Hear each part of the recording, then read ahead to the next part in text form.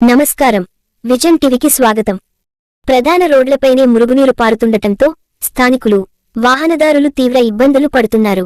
నంద్యాల జిల్లా మండల పరిధిలోని పోలూరు గ్రామంలో మురుగు కాలువలు సరిగా లేకపోవడంతో ప్రధాన రహదారిపై మురుగునీరు పారుతోంది. రోడ్డు పక్కనే నిల్వ ఉంటోంది.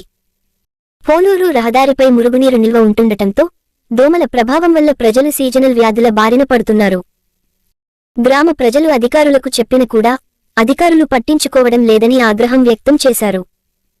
ఇప్పటికైనా అధికారులు స్పందించి మురుగునీరు రోడ్లపై పారకుండా నిల్వ ఉండకుండా చర్యలు తీసుకోవాలని స్థానికులు కోరుతున్నారు. పోలూరు, నా పేరు నాగేశ్వరరెడ్డి. ఈ మసీదు దేవాలయం దగ్గర ఉన్న ఇల్లు నాదే. దీని దగ్గర మురికి కాలువ ఉంది.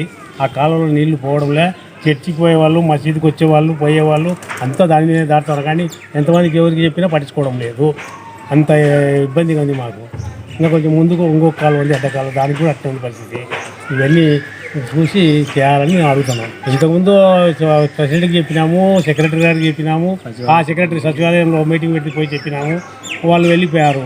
ఎన్నిసార్లు చెప్తాం? ఇట్లా ఉండబట్టి కొన్ని సంవత్సరాలు అయింది. దగ్గర అంటే చెప్తా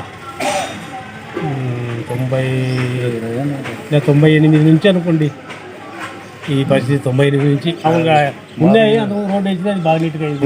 ఇది ఎత్తుగా వచ్చి వర్షకాలం ఉంటే చూడాలి.